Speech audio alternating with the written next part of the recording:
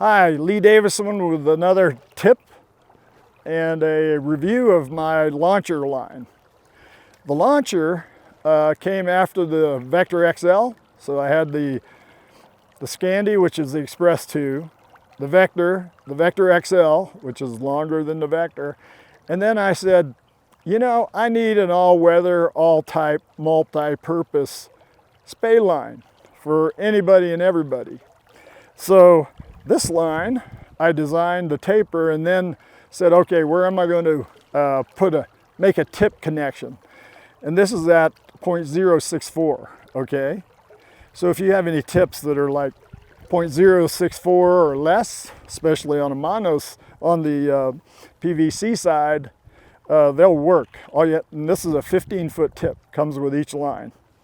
However, that being said, this is a two-step taper.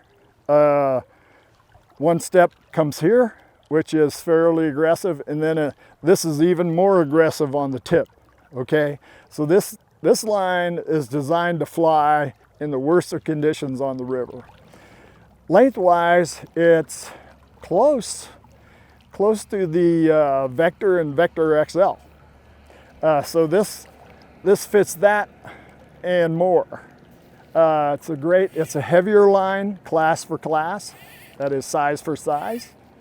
It's yellow with orange running line, which I like because visibility, knowing where your head ends is a big deal when you're fishing, especially when you have a favorite holding spot for a certain rod.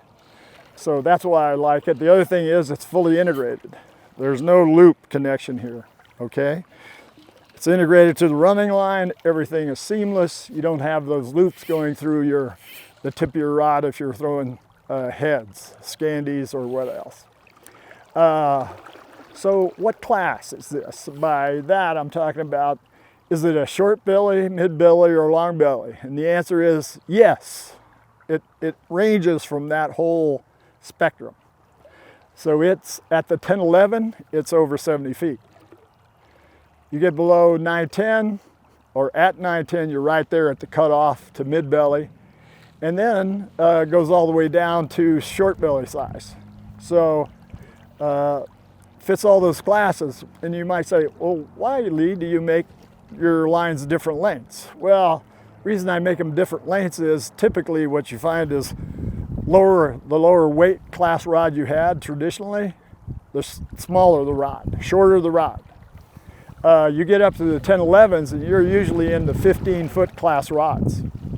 And so that's the reason. That progression in rods, I mimic in the lines. The other thing is, again, this line will fly, the 5.6 will look in flight just like the 10-11.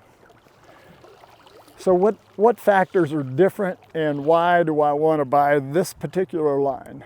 Okay, if you're in windy conditions and tough wading, let's say you're in deeper water, you know, it gets a lot more difficult to cast.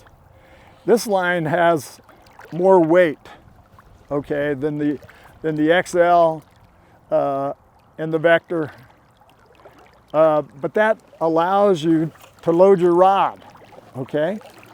That allows you to cut through the wind better because it's just got more aggressive rollout. That's a big deal when you're on the clear water and you have a windy day. This line I found, and I've been fishing this for steelhead ever since I came out with it, which was like 4 or 5 years ago. And very versatile, also very user-friendly. The thing with a integrated rear taper is that you can choke up at the bat, so to speak. So if you're in deeper water, you can pull that transition closer to you and maybe get the transition to the middle of the rod. What that does is preloads the tip, forces more bend in the lower section, and so you have more potential energy. And even though you've shortened your line length by that amount, you still get the same cast because the velocity goes up. It's also great in cutting through the wind. You can really load the rod, increase velocity easily.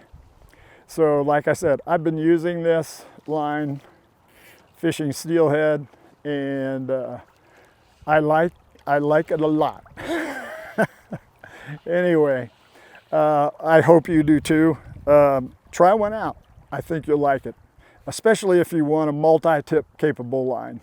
If you're a winter fisherman, but also a fall fisherman, and you want to go down, or you're a salmon, Atlantic salmon fisherman, or a Chinook fisherman where you want to go down, take the tip off, put your sink tip on, and go after them.